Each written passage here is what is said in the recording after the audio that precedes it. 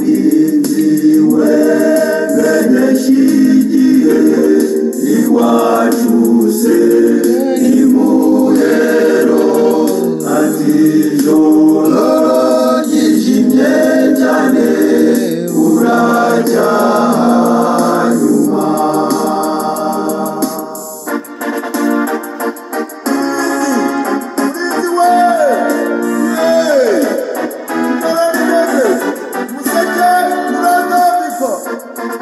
ijoro rirakuze ririjimye cyane ariko ugomba kuzacya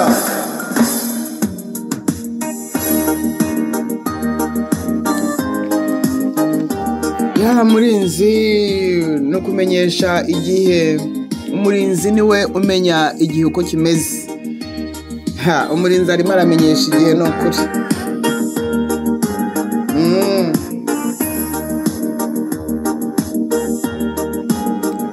Nyamuneka abafite amatwi nimwumve icyo umwuka abwira abo ngabo bose bategereje kugaruka k'umwami wacu Mesiya Yesu Kristo. Ni ngombwa ko tuburirwa. Abarinzi nitumenyesha igihe. Ijoro ririjimye cyane rigiye kongera kwijima cyane ariko buzacya.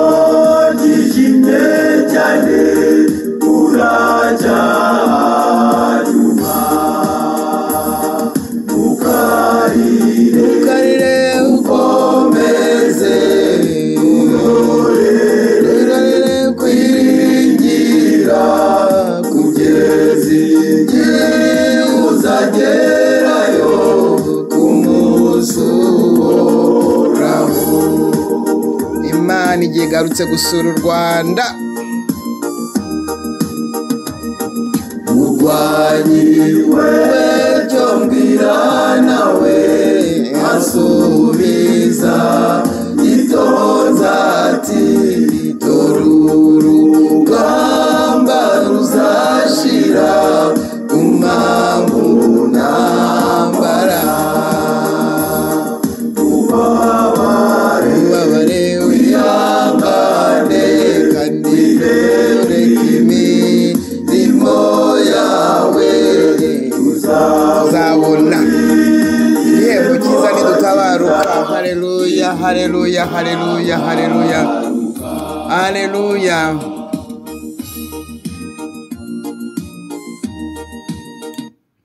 Umwami Yesu Kristo Mesiya, Yeshua Hamashiya wadupfiye ku musaraba hanyuma agahambwa akazuka ku munsi wa gatatu. Mbashuhuje mu izina rye. Uyu ni umunsi mwiza Imana yaturemeye, ni tariki 4 z'ukwezi kwa munani umwaka ni 2023. Ndabashuhuje kandi mbahaye ikaze. Rero muri iyi minsi hari ubutumwa buhuje n'intumbero dufite, n'intumbero nahawe. Ubutumwa buhuje n'intumbero nahawe bwose ubuhuje neza nta kuvangirwa kundi. Natangiye kubushyira kuri iyi chaîne. Ndagira ngo nibutse ko ntago ngewe naje gukorera amafaranga hano. Cyo cyumvikane cyane. Ntago naje gukorera amafaranga bikinatangira, nta nubwo nari nzi ko batanga bariha ngo abafite ngo aba views nyinshi n'abagira gute, ntago nari mbizi. Mu by'ukuri Yesu Kristo wampamagaye yambwiye kubwira imbuzi, kuburira abantu mu buryo bwose bushoboka.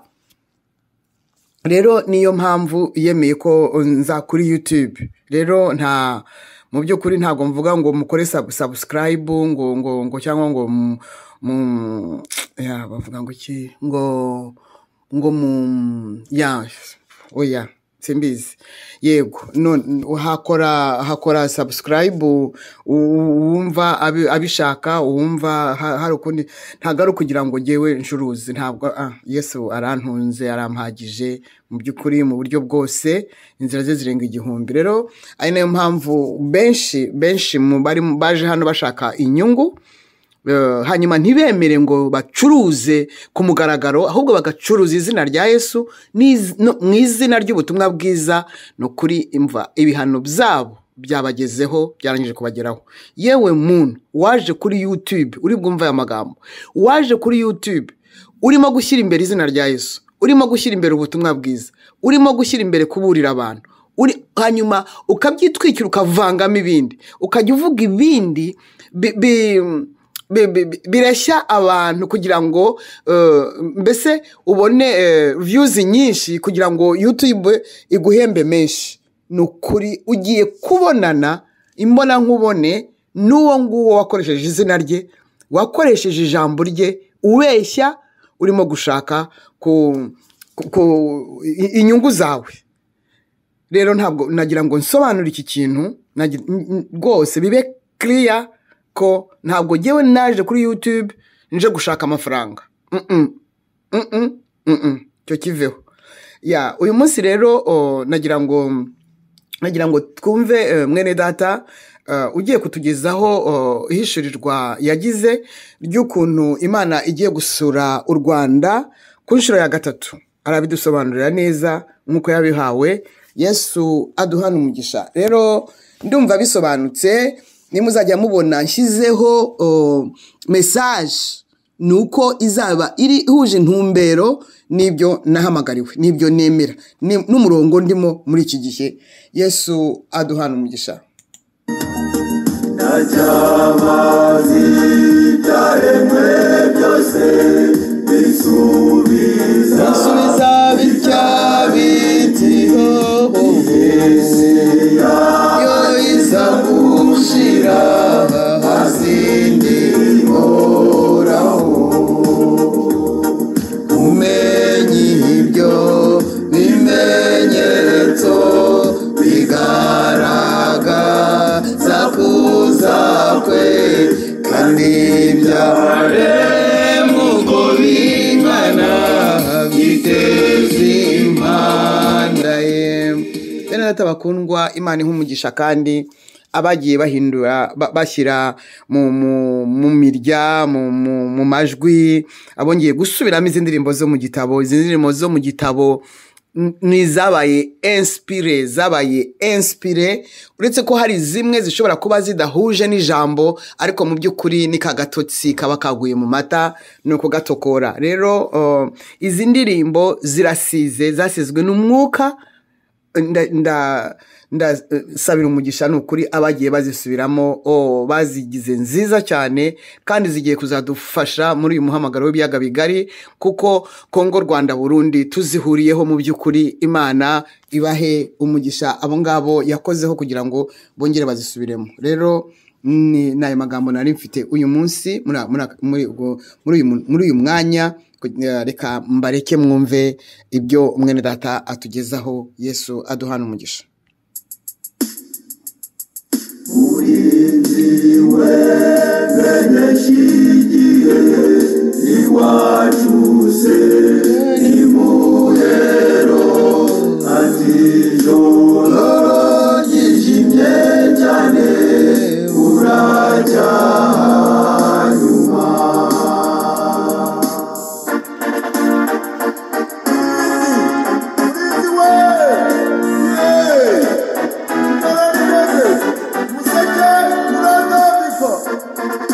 Joro rirakuze ririjimye cyane.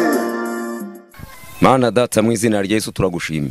Amen. Wongeye kutugenera uyu mwanya kugira ngo twongereye kugirirwa ubuntu nawe bwo kuvuga ijambo ryawe no gutangaza ubutumwa bwiza bw'ubwami bwo mu ijuru, kugira ngo bukize imitima ya benshi. Amen. Turaguhamagaye rero Yesu ngo uyu mwanya uzubane natwe, kandi ubutumwa bugiye gutambuka bushyikirwe n'imbaraga z'umwuka wera. Amavuta y'ijuru abwururukemo, kandi bwe kugira inkomyi kugera ku mpera y'isi. Izina ryawe rizubahwe ku bwaryo, kandi ubutumwa buzagira imbaraga mu mitima y'abantu, buyitere guhinduka no kukwegera, byose bijye bikorekera kugira ngo izina ryawe rishyirwe hejuru. Urakoze Data, turagushimye kugiye kubuherekeresha ukuboko kwiza kandi bukagira impinduka, abantu bakaza biguhimbariza. Mu izina rya Yesu no tubisabye, amen. Kadutangire dusoma ijambo ry'Imana ngo tumaze gusenga. Yego. Kandi namwe turabashimiye ko mwongeye kuduha uyu mwanya. Amen. Imana ibaho umugisha. Amen. Kadusoma ijambo ry'Imana mu gitabo cy'umuhanuzi Ezekiyeli, ibice ni 7. Turasoma duhere ku murongo wa mbere tugeze ku murongo w'13 Ezekiyeli ibice 7, umurongo wa mbere kugeza ku murongo w'11.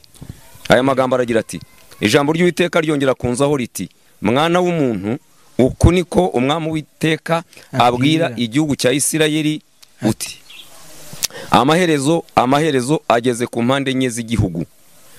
Noneho amaherezo akugezeho, ngiye kuguteza uburakari bwanjye, ngucira urubanza ruhwanye n'imigenzereze yawe, kandi nzakugaruraho ibizira byawe byose. Ijambo ryanjye ntirizakubera neza, ijisho ryanjye ntirizakureba neza, kandi sinzakugirira ibambe, ahubwo nzakugaruraho ibihwanye n'imigenzereze yawe, kandi ibizira byawe bizakubonekaho. Muzamenya yuko ari je Uwiteka.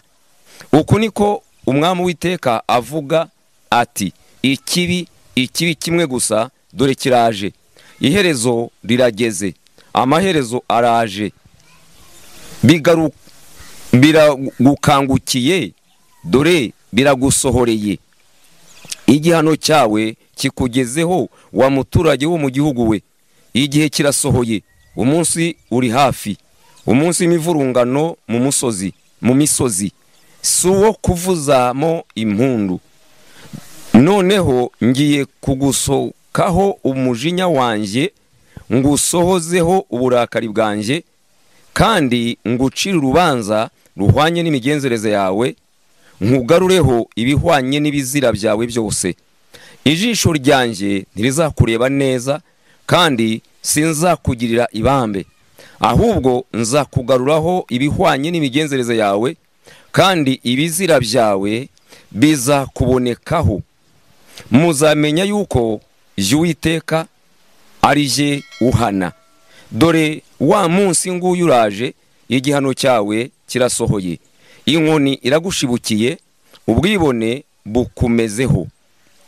Urugomo rurahagurutse, n'inkoni ihana ibibi, ntawuzasigara muri bo, mu nteko zabo no mu butunzi bwabo nta kizahasigara, habe n'icyubahiro cyabo. Aya ni amagambo y'umuhanuzi Ezekiyeli yahanuriye igihugu n'abagituye. Yego. Ni amagambo akomeye kandi aremereye, yabwiye aba bantu, ayababwira mu gihe basaga n'abataye Imana. Ntabwo ari amagambo yoroshye rero, ni amagambo akomeye, ni amagambo asaba ubwenge buvuye mu ijuru no gushishoza kuva ku Mana. Tugiye kuganira rero ku magambo avuga ngo urufatiro, igihe imfatiro zisenyutse, umukiranutsi akora iki? Niyo mpamvu tugiye kongeraho Zaburi ya 11, umurongo wa 3 kugeza ku murongo wa 7. Turongeraho Zaburi ya 11, umurongo wa 3 kugeza ku murongo wa 7, kuko tuyoganira amagambo avuga ngo imfatiro zisenyutse cyangwa urufatiro rusenyutse, umukiranutsi yakora iki? Zaburi ya 11 duhere ku murongo wa 3 haravuga ngo niba imfatiro zishenywe, umukiranutsi yakora iki? Uwiteka ari mu rusengero rwe rwera, Uwiteka intebe ye iri mu ijuru, amaso ye areba abantu, imboni ze zirabagerageza. Uwiteka agerageza abakiranutsi, ariko umunyabyaha n'ukunda urugomo umutima we urabanga. Uwo ni umutima w'Uwiteka. Abavubira azavubira abanyabyaha ibigoyi, ibigoyi ni imitego, umuriro n'amazuku n'umuyaga wotsa bizaba umugabane mu gikombe cyabo, kuko Uwiteka ari umukiranutsi kandi akunda ibyo gukiranuka, abatunganye bazareba mu maso he. Aya ni amagambo akomeye nkuko ntangiye mbivuga. Ezekiyeli n'uyu mwanditsi wa Zaburi baganiriye, harimo abantu babiri, harimo umukiranutsi hakaba n'umunyabyaha. Iratwereka ko abanyabyaha bazahanwa, abakiranutsi bakagirirwa neza, uko Imana ukababaho, umugisha w'Imana ukabasesekaraho. Rero turibaza ngo umukiranutsi yakora iki gihe imfatiro zashenywe cyangwa zasenyutse? Dusomye n'amagambo yo muri Ezekiyeli aho tubwira ngo dore amaherezo araje, ageze ku mpande enye z'igihugu, ageze ku mpande enye z'abantu, ageze ku mpande enye z'imiryango, ageze ku mpande enye z'isi, ageze ku mpande enye za buri muntu. Impande enye nuvuga ngo hari uburasirazuba, hari uburengerazuba, hari amajyepfo, hari n'amajyaruguru. Izo ni impande enye umuntu ashobora guterwa umwanzi aturutsemo, aba yamugose impande zose. Ntaba gifite ubwinyagamburiro, ntaba gifite aho ashobora guhungira, ntaba gifite aho ashobora guca, ntaba afite aho ashobora kubona icyuho ngo ahunge umwanzi, kuko impande zose yagoswe. Iki ni ikibazo gikomeye rero. Abana b'Isirayeli Imana irababurira, ituma abahanuzi kugira ngo bagaruke bave mu bibi byabo, bagarukire Imana. Barangije ntibumva Imana, ntibayitega amatwi binyuze ku bahanuzi, banga kumva abahanuzi. Hanyuma igihe kiragera, ubu buhanuzi Ezekiyeli yahanuye bubasohoraho, baranyagwa, batwarwa i Babuloni, na Ezekiyeli nyiri guhanura nawe agendamo. Uko niko nshobora guhanura ibintu ntamenye ubwenge, nanjye bikazansohoraho, nari nzi ko nzasigara cyane. Birashoboka. Uko niko abantu tujya twibeshya rero. Iyo rero ndi umuhanuzi ntabwo genda igitangaza, simfite ubudahangarwa butagerwaho n'ibyago. Niba ibyago byateye karitsiye nyituyemo, nanjye bizangeraho. Niba abajura baje gutera karitsiye nanjye nyituyemo, ibyo bazazana nanjye bizangiraho ingaruka. Niba abantu bagakena, bizansaba ko nanjye ibyo ntuze mbisaranganya abasigaye, ingaruka zizaba zangezeho. Rero bisaba ngo tumenye ngo niba abantu batewe, imfatiro zirasenyutse rero kubera icyaha. Icyaha gisenya urufatiro rw'Imana mu bantu, icyaha gisenya urufatiro rw'Imana mu gihugu, icyaha gisenya urufatiro rw'Imana mu itorero. Urufatiro rw'Imana ni ukuri, urufatiro rw'Imana ni ugukiranuka, urufatiro rw'Imana ni ijambo ryayo, urufatiro rw'Imana ni umwuka wera. Iyo ukuri kwabuze, ijambo ry'Imana ritagihari, Imana irimuka, gukiranuka kuragenda, umugisha w'Imana ubukije. Aha niho abantu baguye rero. Aba b'Isirayeli bari bamaze guhura n'aka kaga n'iki kibazo, kuko bimitse ibyaha Imana bayimuye. Bamaze kuyimura bimitse ibyaha, bituma Imana ibavamo. Ibavuyemo, Nebukadineza araza arabanyaga, arabatwara. Hanyuma bajya mu buretwa, bajya mu bunyage, bajya gukora imirimo batagomba gukora, bari mu gihugu cyabo. Ariko baraburiwe banga kumva.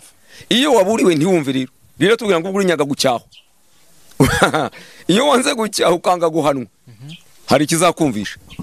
Rero uyu mugabo Ezekiyeli ahanurira aba bantu, yabonye ko ibyago bibugarije kandi biturutse impande zose, arababurira. Ababuriye banga kumva. Ikosa si rya Ezekiyeli, ikosa ni ry'abantu banze kumutega amatwi ngo bakore ugushaka kw'Imana. Icyo Imana bashagaho si ikindi, nuko bihana bakareka ingeso zabo mbi, ngo bakava mu bizira, imigenzereze yabo igatungana. Imana irabwira ngo ngiye kubahana rero, imigenzereze yanyu nzayibagarura ku mutwe, n'ibizira byanyu nzabibereka mbibashyira imbere. Buri muntu muhane nkurikije ibizira bye n'imigenzereze ye. Ntabwo Imana ipfa guhana abantu gusa, ntabwo Imana ikora ikosa, ijya guhana abantu yabanje kubaburira, ijya guhana abantu yabanje kubateguza, ijya guhana abantu yabanje kubasobanurira ikibazo. Dufite ikibazo rero muri iyi minsi cy'abahanuzi benshi barimo bahanura, kandi ni byiza, turanabikunda, yaba twanabagiraga ko bafite kumenya kuvuye mu ijuru, bafite umwuka w'Imana ubayobora ukabasobanurira. None ubuhanuzi dufite muri iyi minsi burimo burabwira abantu ngo nibasenge cyane, basenge cyane. None turibaza ngo se abantu kuva 1995 kugeza amagingo aya, abantu bigeze bakura mu rugero, barasenga amanywa, barasenga ijoro, barasenga igitondo, basenga ikigoroba, bari mu mazi, bari mu buvumo, bari mu butayu, bari hirya no hino, ntabwo bigeze bacogora, ndetse abenshi bifu byarapfutse, abandi inkweto zabashiriyeho cyane. ariko wajya kwitegereza ugasanga ibibazo ntibyigeze bikemuka. Ese aya masengesho y'aba bantu n'ubuhanuzi bahanurirayo ntibufite ikibazo? Ufite ikibazo. Aha hari ikibazo rero gikomeye. Niba umukiranutsi rero wa muhanuzi uhanura nawe yabuze igisubizo, urufatiro rwamaze gusenyuka. Niba umutambyi mu rusengero mu itorero yabuze igisubizo, iyo tugiye kwitegereza mu rusengero turimo niho twakaboneye gutabarwa kw'Imana. Muri Yesu tuhakura amahoro, twakiriye agakiza. Mu rusengero tuhakura umugisha, kuko niho batambyi batwaturaho umugisha. None amahoro ava mu gakiza ntayo, n'umugisha uva mu rusengero ntawo. Aha hantu n'urwango ifatiro zakoze iki? Zarasenyutse. Icyazanye Yesu ni ugutanga amahoro, nyuma y'amahoro agaha abantu be umugisha, abantu bakagubwa neza. None amahoro ntayo, n'umugisha ntawo, ahubwo iradusezeranya ko igiye gukubita abantu inkoni ibahoye ibizira byabo n'imigenzereze yabo, kandi ngo izahana umuntu bimugaruye ku mutwe, bivuga ngo izamuha ibihamya by'ibigiye kumuhura. Rero icyo abahanuzi bagakanguriye abantu muri iki gihe, icyo ababwiriza bagakanguriye abantu, icyo abigisha bakabigishije, ntabwo ari ugusenga cyane, ahubwo ni ukwihana neza. Icyabuze mu bantu ni ukwihana neza. Ntabwo habuze ubuhanuzi, ntabwo habuze ijambo ry'Imana rivugwa, ntabwo amasengesho yabuze ni menshi, ahubwo amasengesho hari icyabura, arabura kwihana neza. Ejo hari umuntu wigeze atuganiriza aratubwira ngo buriya guhanura ni ikindi n'ubwenge ni ikindi. Urakoze cyane. Ayo ni amagambo biratandukana. Iyo dusomye Abaefeso igice cya 17 haratubwira ngo nimusabe Data wa twese wo mu ijuru, se w'umwami wacu Yesu Kristo, ngo aduhe umwuka w'ubwenge no guhishurirwa. Iyo ubwenge budahari, n'ibyo wahishuriwe bigupfira ubusa. Ushobora guhura n'ibibazo kandi Imana yavuze, ugahura n'ibyago Imana yabiguhishuriye, ugahura n'ingorane Imana yari yatanze igisubizo. Kubera ko utamenya ubwenge bwo kubyaza umusaruro cya gisubizo yaguhaye, ibyago bikakuzaho. Rero aya magambo dusomye y'umugabo Ezekiyeli tuyasanzemo ibintu nka bibiri bikomeye. Nuvuga ngo ikintu cya mbere aravuga ngo harimo abanyabyaha, harimo abanyabyaha bagomba guhanwa, bagombaga guhanwa, Imana ikagarura imigenzereze yabo ku mutwe. Ntabwo ari Imana ihana umuntu, Imana ikugarura bya bizira byawe ubwabyo nibyo biguhana. Cyaha wakoze nicyo kigucira urubanza, kikaguha igihano. Yego. Noneho rero iyo tumaze gusoma tubonye ijambo rivuga ngo amaherezo. Iherezo ry'ibi bintu ryari rihe? Nuvuga ngo icyambere ni iherezo ry'ibibi. Imana igiye guhana ibibi. Imana ntihana abantu, ihana ibibi bakora. Ariko kubera ko bikorwa n'abantu, abantu bakaribo babihuriramo n'ingorane. Ariko Imana ihana ikibi ntihana umuntu. Iyo ikubise ikibi kubera ko kiri mu muntu, umuntu niwe ubihuriramo n'ibibazo. Rero muri iyi minsi Imana irimo irateguza abantu kwishaka guhana ikibi, abandi bagatega amatwi hanyuma bagasaba ibitakwiye gusabwa.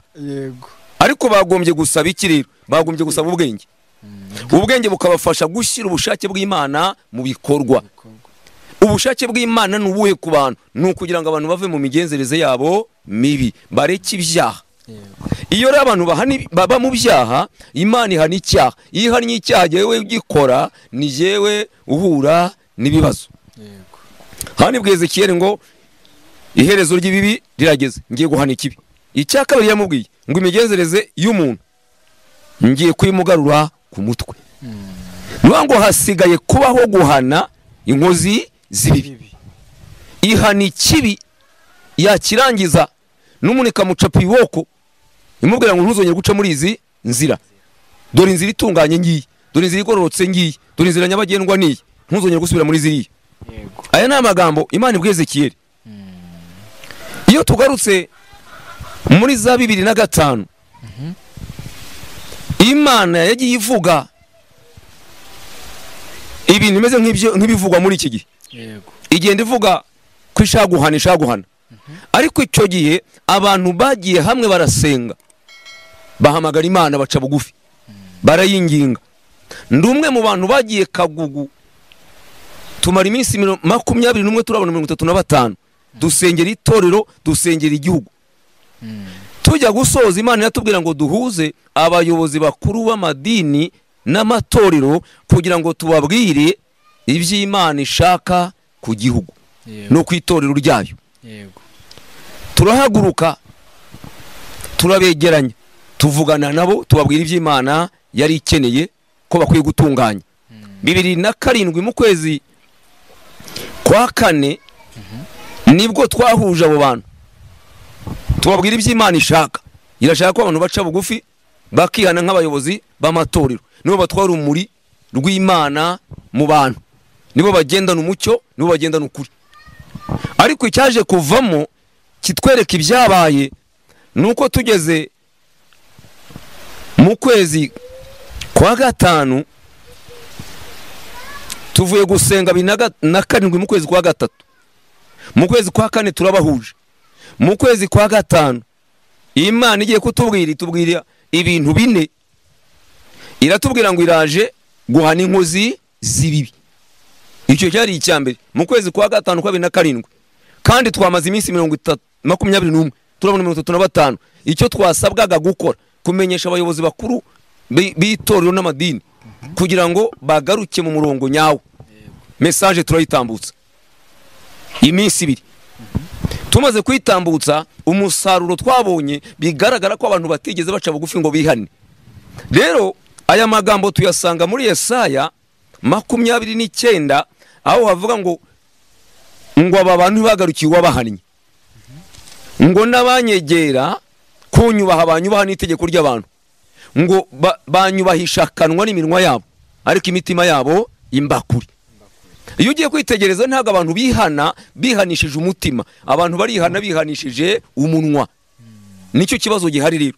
Bivuga ngo natwe ibyo nk'amasigara cyicaro, abantu bihanishije umunwa ariko ntibihanisha umutima, kuko mu ntego yari ihari abayobozi bakuru bagomba kujya kwihanisha abapastori bashumbye, bari ba representarego na ba musenyeri, bagomba kujya kwihanisha abapastori babo kugira ngo bagarure ibintu ku murongo, itorero rive mu gihirahiro.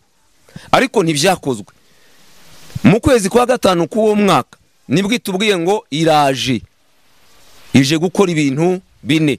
Icyambere ije guhana inkozi z'ibibi, icya kabiri ije guhindura ibintu, icya gatatu ije guhoza abantu bayo amarira, icya kane ije gutanga umugisha n'amahoro bitigeze kubaho mu gihugu. Haleluya, amen. Aya ni amagambo aremereye kandi akomeye. Niba Imana iza guhana inkozi z'ibibi, igahindura ibintu, igahoza abantu bayo amarira, igatanga amahoro n'umugisha bitigeze kubaho, aho harimo ikintu gikomeye abantu bakwiye gushimikira bagashaka kugira ngo bakigereho kibagirire umumaro. Rero abantu barasenga kandi barasenga cyane, ariko ikihutirwa ntabwo ari iki ngiki cyo gusenga cyane. Ikihutirwa no kwihana neza, abantu bihanishije umutima batihanishije umunwa. Imana irashaka kugaruka gusura igihugu ku nshuro ya 3. Wambaza ngo ubwa mbere ni ryari, ubwa kabiri ni ryari? Ubwa mbere yasuye igihugu mu 1959, yongera gusura igihugu mu 1994. N'ubu igiye kugaruka mu gihugu kongera kugisura. Niyo mpamvu abantu bakeneye gutunganya inzira zabo rero, kugira ngo niza izabona hinyura, izasanye inzira ziharuye, inzira zitunganye. Ku bantu badukurikiye aho hantu igihe Imana yaziye gusura, ongera uhasubiremo kugira ngo barusheho kubyumva neza. Hari abari bari icyo gihe bakabibona, n'icyo gihe kindi bakaba barabyumvisha bakabibona, n'uyu munsi bazongere bazabibona. Reka dusome amagambo ari mu Bakorinto ba 2 ibice 13. Haratubwira neza iby'iyi magambo mvuze. Abakorinto ba 2 ibice 13 uhereye ku murongo wa mbere n'umurongo wa mbere n'uwa kabiri. Haratubwira aya magambo. Haravuga ngo dore none ubu n'ubwa 3 nzazi wanyu. Wumve, n'ubwa 3 nzaza iwanyu. Mu kanwa k'abagabo 2 cyangwa 3 ijambo ryose rizahamywa. Nabivuze kera ubwo nabasuraga ubwa 2. Nanone nubwo ntahari niko nkibivuga ntibiraba. Mbwira abacumuye kera n'abandi bose yuko bigaruka n'ingaruka ntazabababarira. Aha ngenze buhoro kugira ngo abantu bumve neza. Reka nyasubiremo. Abakorinto ba kabiri ibice ni 13 umurongo wa mbere n'uwa kabiri. Dore none ubu n'ubwa gatatu nzazi wanyu mu kanwa k'abagabo babiri cyangwa batatu ijambo ryose rizahamywa. Nabivuze kera ubwo nabasuraga ubwa kabiri, nanone nubwo ntahari niko nkibivuga bitaraba. Mbwira abacumuye kera n'abandi bose yuko n'ingaruka ntazabababarira. Nuvuga ngo ubwa mbere Imana isura igihugu yagisuye mu 1959 35 yasutse umwuka igahini, muri 40 iwusuka igihundwe, 35 yahuse muri Anglikani, muri 40 itangiza DPR Pentecote igihundwe cyangugu, muri 59 iza gushaka imbuto z'umwuka yasutse izarizo. Hanyuma namwe izabonetse murazizi, ubwo murazibwira. Igaruka 94 nyuma y'imyaka 30 n'indi ubutumwa buvuga biterane biba, iza kongera gusura abantu. Umusaruro wavuyemo twarabubonye. N'ubu rero irashaka kugaruka gusura abantu. Tumaze imyaka n'imyaka dusenga, ntabwo gatatu ishaka kugaruka rero. Yego. Niyo mpamvu iraje mu Rwanda, igiye kuza kureba ibintu bine: guhana inkozi z'ibibi, kuza guhindura ibintu, kuza guhoza abantu bayo amarira, no kuza gutanga amahoro n'umugisha bitigeze kubaho. Yego. Ibyo ni ibintu bine bizabiyizanye. Ngira ngo ikibazo cyawe ndagishubije. Hari irindi jambo baje kutubwira ngo ngese imfatiro zisenywe umukiranutsi yakora iki? Ntabwo ndasoza ndacyagenda. Ndaza kukwereka, turaza kureba niba zarasenyutse cyangwa zigihari nicyo yakora. Yego. Sawa. Aha twari turimo tureba ku Imana igiye kuza. Ese niramukije bizagenda bite? Aha turibaza ngo ese imfatiro koko zarasenyutse? Icyo ni kibazo abantu bibaza. Ese imfatiro koko zarasenyutse? Iyo dusomye Ezekiel 22 23:31 tuhasanga, baze kuhasoma Ezekiel 22 23:31 tuhasanga abantu bane. Ngiye kuvuga ntagiye kuhasoma. Hatwereka abahanuzi, niho Bibiliya iheraho. Itangira ngo ni igihugu kitavuwe imvura ku munsi w'uburakari bukaze, ni igihugu kitabonejwe ku munsi w'Uwiteka. None bivuga abahanuzi bo muri cyo ngo bakigiremo ubugambanyi, basahuye ibintu by'abantu, bapfakaje benshi bo muri icyo gihugu. Abo ni abahanuzi Bibiliya itubwira. Nuno turitegera tukavuga ngo ese abahanuzi dufite aho nibasa nabo muri Ezekiel yarimo tubwira, uretse ko nuwahasoma ntacyo bitwaye kugira ngo abantu bashe kuhumva neza, basobanukirwe, batagira ngo ni amagambo gusa tuvuga adafite aho ashingiye. Ezekiel 22 duhere ku murongo wa 23. Aya ni amagambo avuga atya: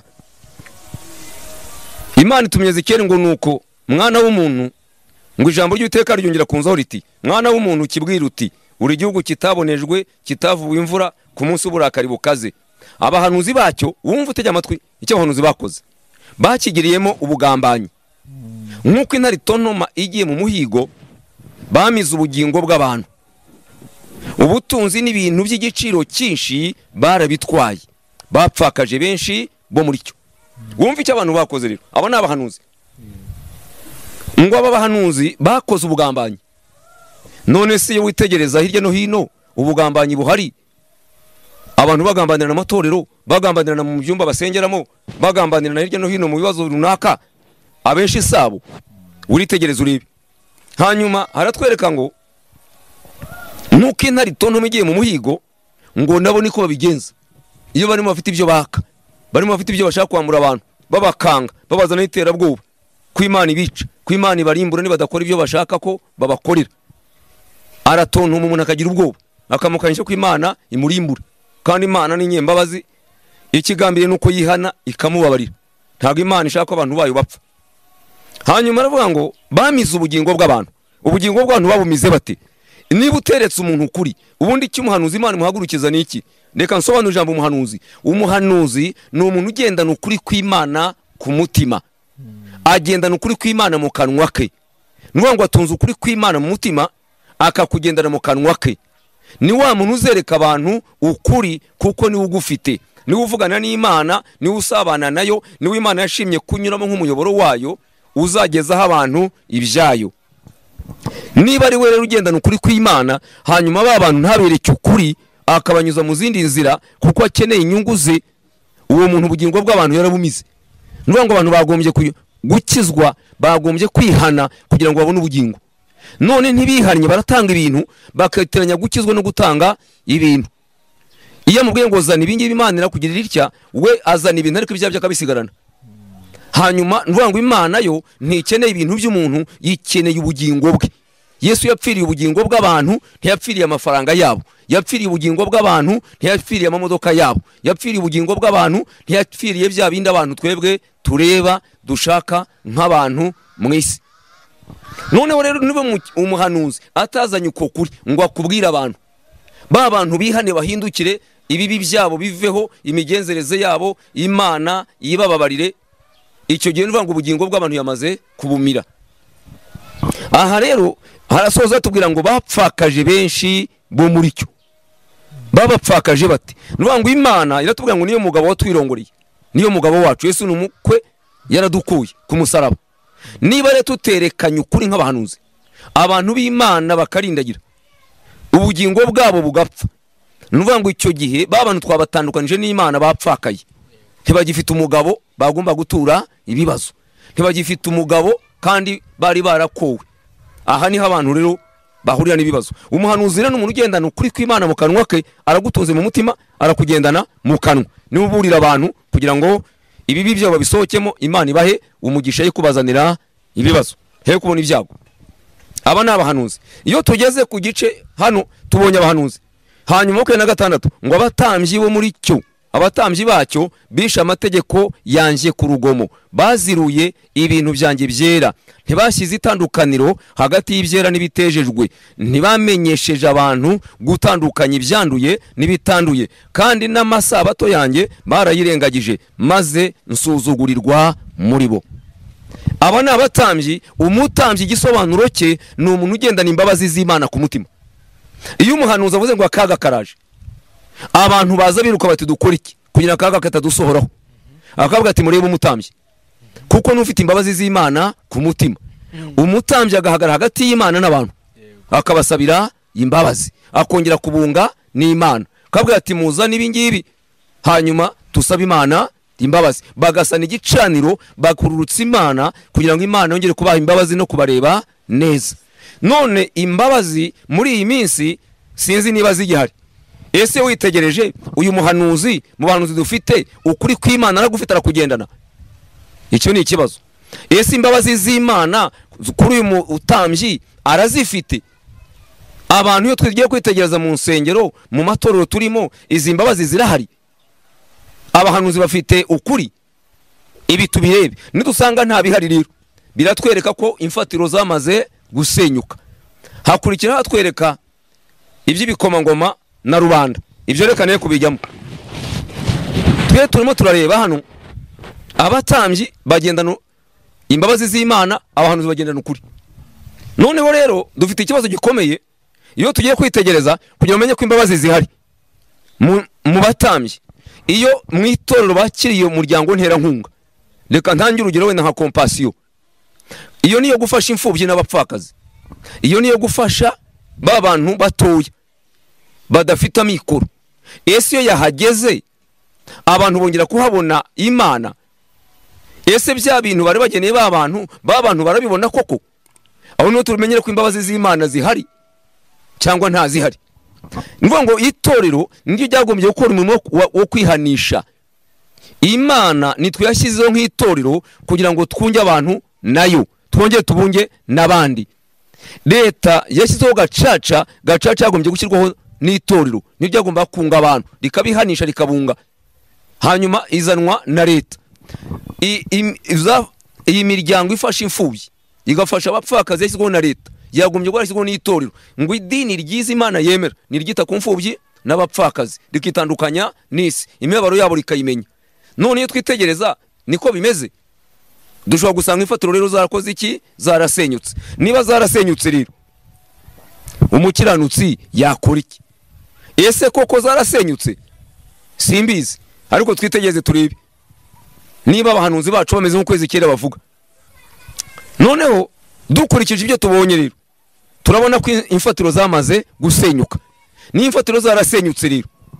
Niba abahanuzi batagira ukuri kw'Imana mu kanwa kabo, batagufite mu mutima, niba batambye batakigendana imbabazi z'Imana ku mutima, ngo bahagarare hagati y'Imana n'abantu babunge, biragaragara ko imfatiro zasenyutse. Ni imfatiro zasenyutse, twagombye gukora iki? Hagombye kubaho kwihana nk'uko Ninewe. Haleluya!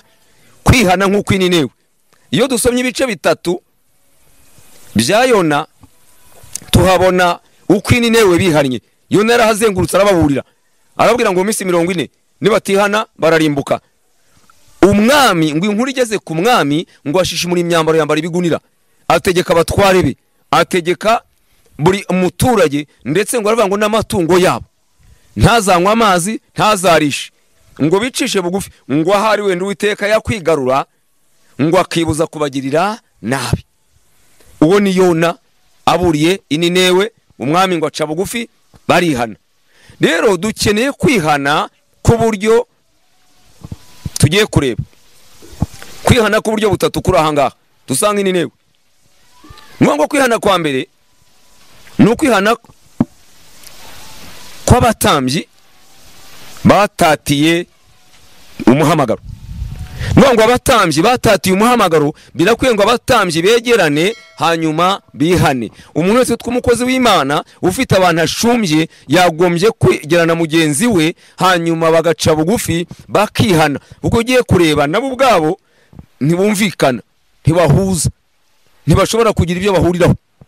Birakwereka ko imfatiro zasenyutse. Niba abashumba bari mu karere ahantu bari bafite amatorero mu gace kamwe, badashobora guhuza, badashobora kuvugana, badashobora kumvikana, birakwereka imfatiro zamaze gusenyuka. Imana ikorera mu bumwe, ntago Imana ikoreje mu bice. Kwihana kwa kabiri kwagombye kuba kwihana kw'itorero, kuko itorero ryataye inshingano zaryo. Inshingano z'itorero ni ukubwiriza ubutumwa, rikazana abantu kwa Yesu, rikabihanisha ibyaha, rikabaraga ubwami bwo mu ijuru, rikabahesha amahoro, hanyuma bagahabwa umugisha. Ariko tugiye kwitegereza abantu dufite mu matorero, abantu dufite mu nsengero, ntabwo iki kintu gihari. Nta mahoro ahari, nta mugisha bafite. Bigaragara ko n'Imana batahuye nayo. Niba bakigendana n'ibyaha, birakwereka ko Imana batarahura nayo.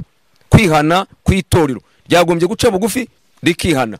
Kwihana kwa gatatu gukenewe ni ukwihana kw'abatuye igihugu. Kwihana kw'abatuye igihugu, ngo igihugu cyagombye kwihana, kikihana ibizira cyakoze, kikihana ibibi cyabayemo, abantu bakabona aho bahagarara, ubwiza bw'Imana bukururuka, abantu bagahabwa umugisha bakagirwa neza. Iyo abantu bihannye, ikibi kibagusha bakagira amahoro n'umugisha. Iyo abantu bihannye, Imana izije gutanga amahoro n'umugisha. Icyo ni icyambere. Icya kabiri, iyo abantu bihannye, Imana imanuka ije gusabana n'abantu bayo no kubahoza amarira. Rero iyo twitegereje turabona ko imfatiro zamaze gusenyuka. Ubwo imfatiro zasenyutse, abakiranutsi rero bakwiye gukora iki rero? Dukwiye kwihana neza, ntabwo dukwiye gusenga cyane. Kwihana niko gukenewe kugira ngo ikibi Imana ishaka guhanira abantu tugikureho.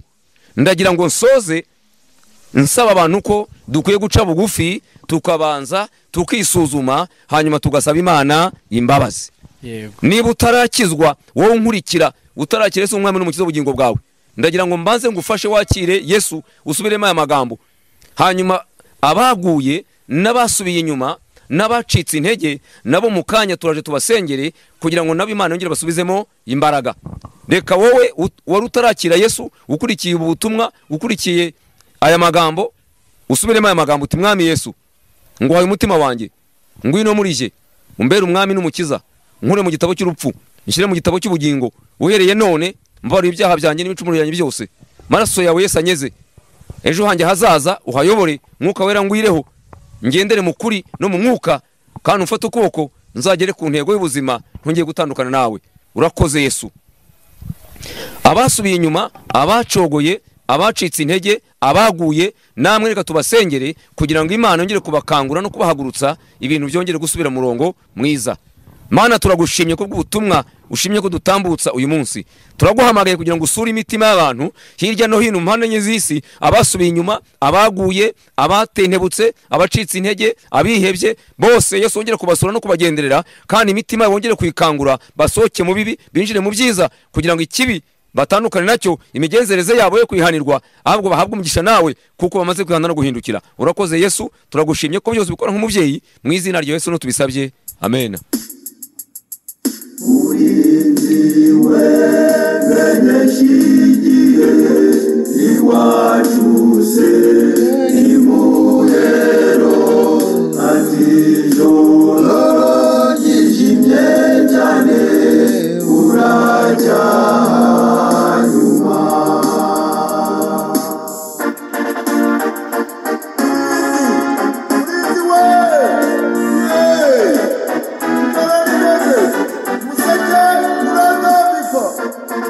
Ijoro rirakuze ririjimye cyane ariko ugomba kuzacya.